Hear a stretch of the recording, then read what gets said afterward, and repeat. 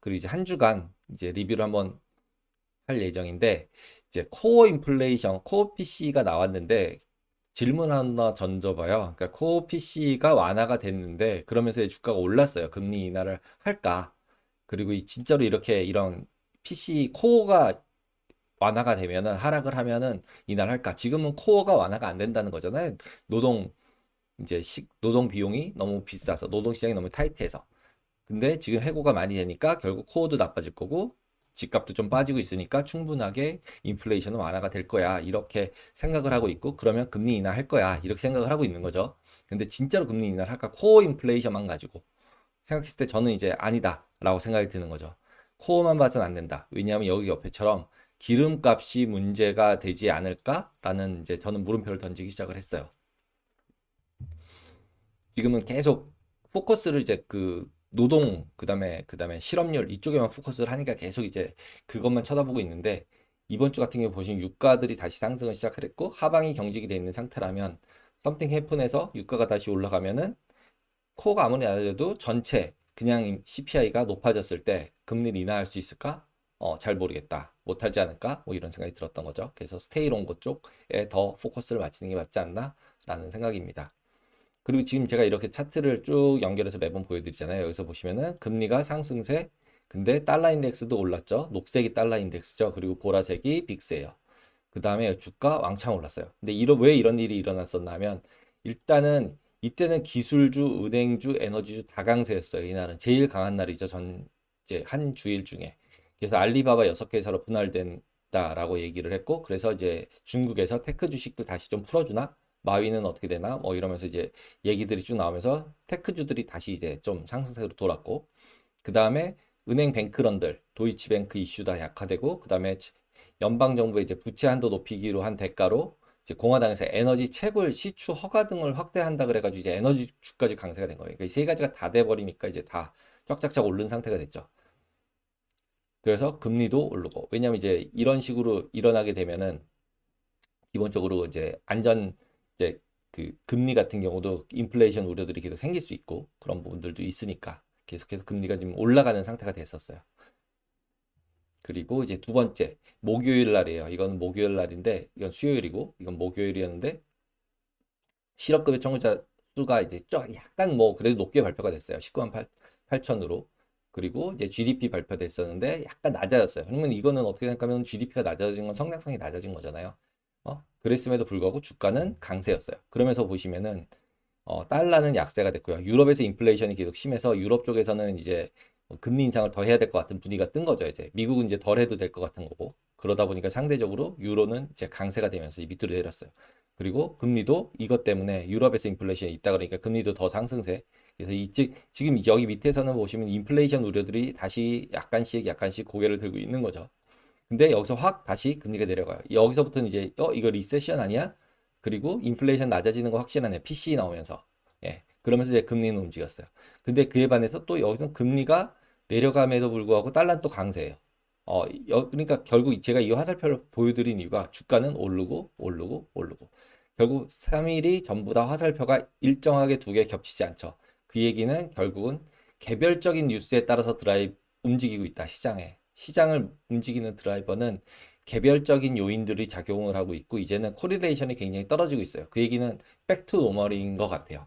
이 부분에 있어서도. 그래서 시장 전체가 이제 그 뭔가 이제 이벤트가 발생을 하고 뭐 이런 것들에 대해서 우려가 많이 회복이 된 것 같다라는 생각입니다.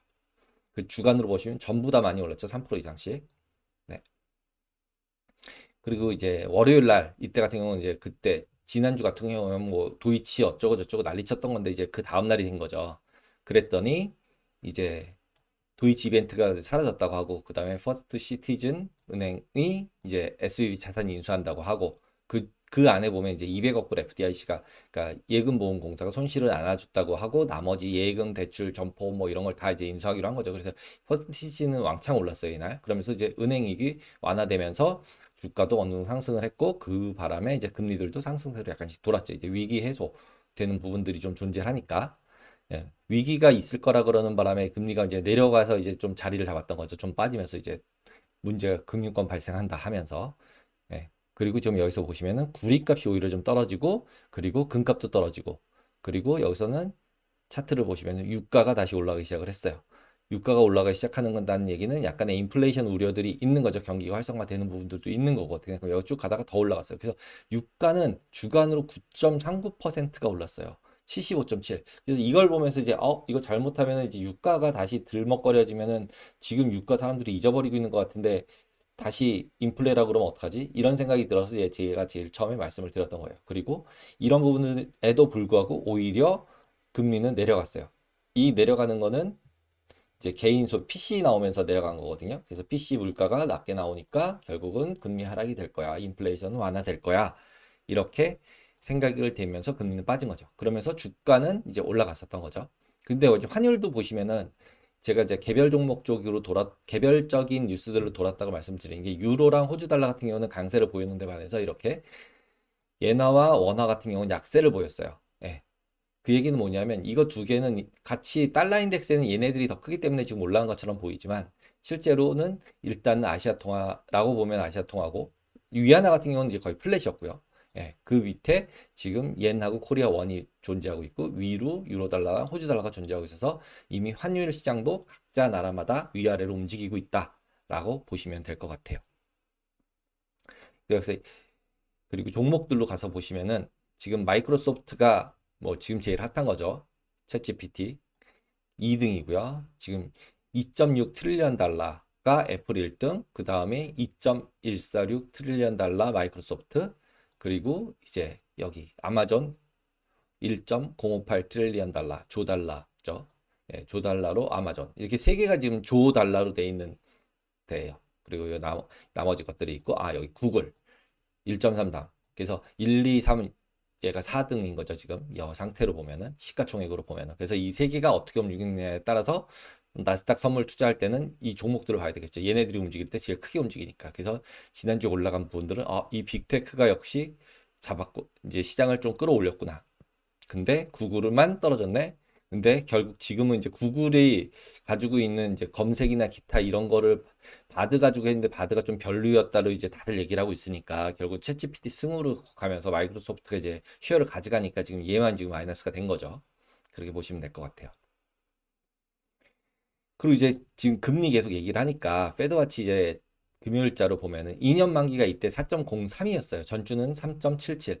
그러니까 위기 해소되면서 오히려 매수돼 있던 부분을 커버하면서 채권 가격이 떨어지면서 4.03으로 올라왔구나라고 보시면 되고요. 전반적으로 지난주 대비해서는 다 25bp 쪽으로 올라왔어요.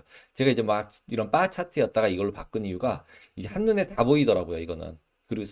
그래서 4.75에서 5가 이게 보통 어퍼 리밋 상단 쪽을 가지고 얘기를 하니까 5잖아요, 지금. 그래서 5%로 돼 있는 게 5, 6, 7월 달 여기 확률상으로 제일 높게 돼 있죠. 그리고 그나마 49에 여기는 26, 23이니까 위아래가 다 열려 있어요, 지금. 그리고 지금도 여기 위쪽으로는 48, 46이니까 한 번 6월 달, 5월 달에 한 번 정도는 25bp 인상할지도 모른다라는 생각이 조금은 아직은 있는 거예요. 그래서 여기서 왔다 갔다 하고 있어요. 그래서 일로 갈 수도 있는 상황이라고 보시면 돼요. 여기서 5.25로. 그럼 한 번 정도 더 인상은 할 수 있다라고 보시면 되고요. 지금 시장에서 내포하고 있는 거는. 그리고 이제 9월 달, 11월 달에 보면은 한 번 정도 내려오죠. 이때부터 벌써 이제 내린다고 생각하고 있는 거죠.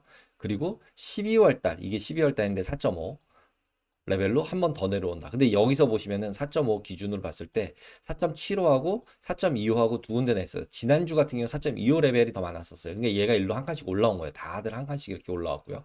그 다음에 4.25 더 내려왔죠. 지금 이제 내년으로 갔죠. 이건 1월 달, 3월 달에는 4.25가 제일 많은데 이쪽 아래쪽으로 보시면 약간 3월 달은 1월 달은 위쪽, 그 다음에 3월 달은 아래쪽. 그러니까 여기서도 위아래로 보시면 이렇게 묶어져 있고 이렇게 묶어지는 계속 인하가 된다라고 보면 되고 최종 금리 쪽에 가서 보면은 3.5 수준에서 있는데 여기서 보시면 3.25도 여기 있어요. 그죠? 이건 아래쪽, 여긴 위에 있죠. 그러니까 여기 12월 달로 가면은 실제로 여기서처럼 이렇게 분해가 돼 있어요. 그러니까 3.25하고 3.5하고 레벨에 이렇게 둘이 분해가 돼 있어요. 그럼 현재 이 금리 상태가 지난번 점도표 기준으로 보면은 여기 인플레이 하고 있는 거는 여기 4. 이 연말 지수죠. 연말 지수가 여기서 보시면은 지금 4.5였잖아요.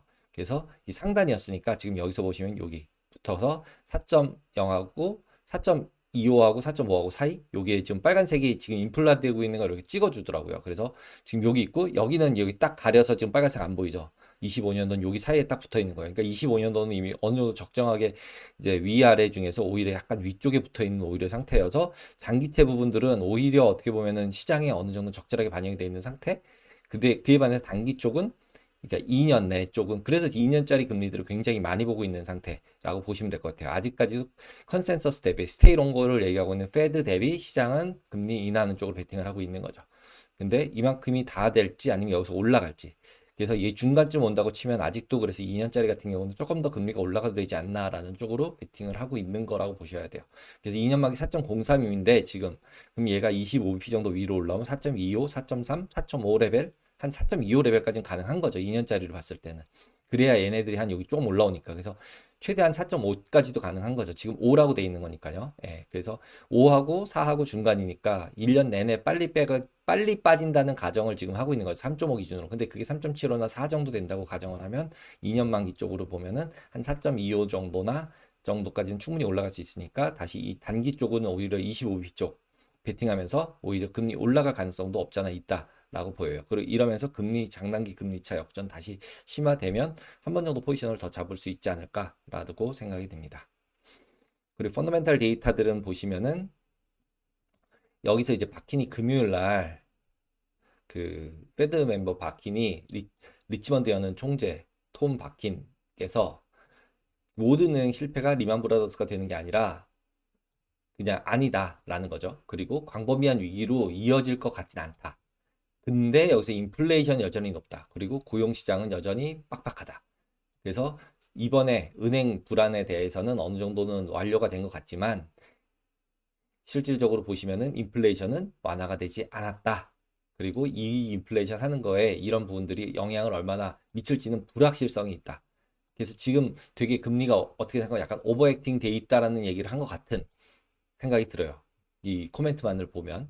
그리고 개인 소비 같은 경우도 인컴은 예상이 0.2였고 포캐스트가 0.4였는데 0.3 나왔어요. 소득은 어떻게 보면 컨센서스 대비하기 잘 나왔고 지출은 오히려 0.3 컨센이었는데 0.2 나왔고 그 다음에 PC, 코어 PC는 0.4였는데 이게 내려갔어요. 그죠? 그래서 금리가 이제 뭐 내려가면서 주가도 많이 올랐죠. 근데 PC 같은 경우는 보시면은 생각보다 많이 내리지 않았다.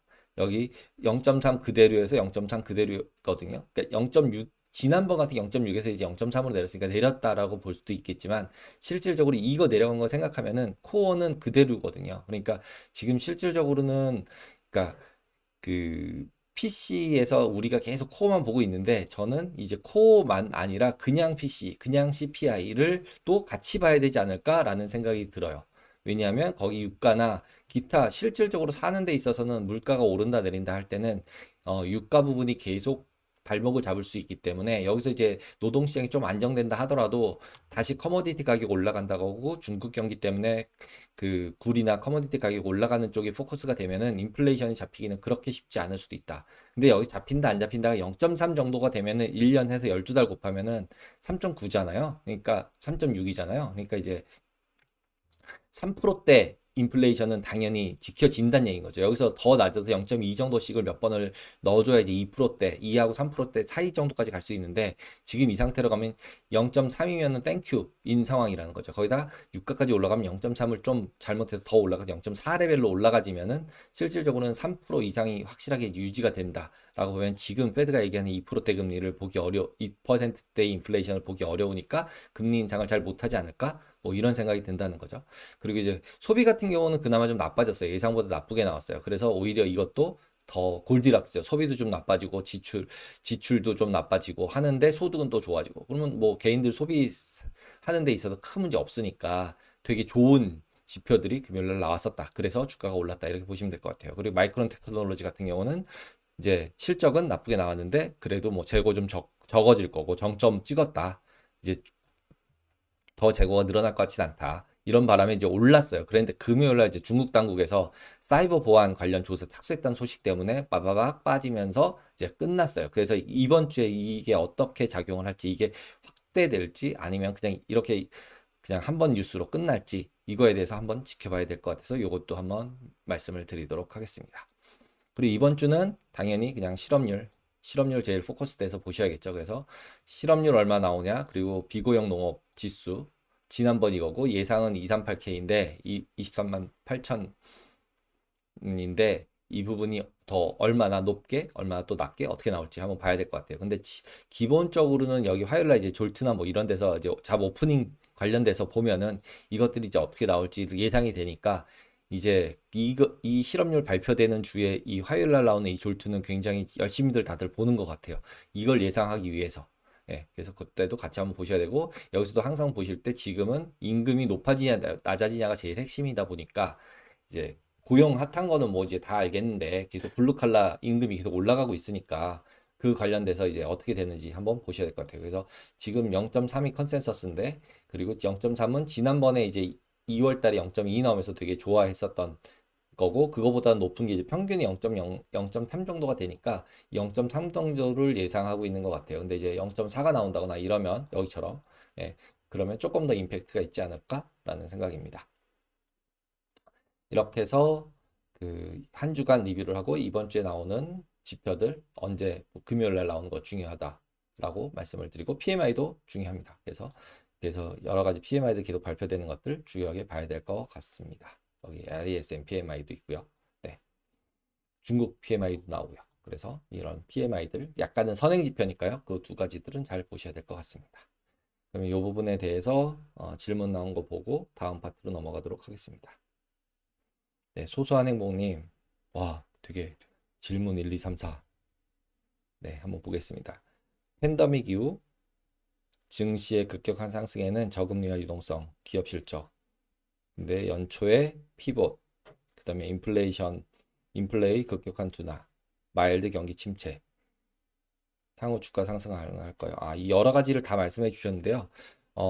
상승 재료에 대한 거는 항상 그 펀더멘탈한 부분은 어느 정도 뉴스로 나온 부분들은 어느 정도 반영이 다 됐다라고 보시면 되고, 향후에 나올 지표들이 어떨까라는 예상으로 주가는 움직인다고 보시는 게 나을 것 같습니다. 그래서 지금 현재 상태에서는 올라가냐 내려가냐 이렇게 딱 물으시는 거라면, 저는 지금 상황에서는 약간은 더 한 달? 뭐 일주일? 언제까지 올라갈 거냐? 이런 것들에 따라서 다 다르잖아요.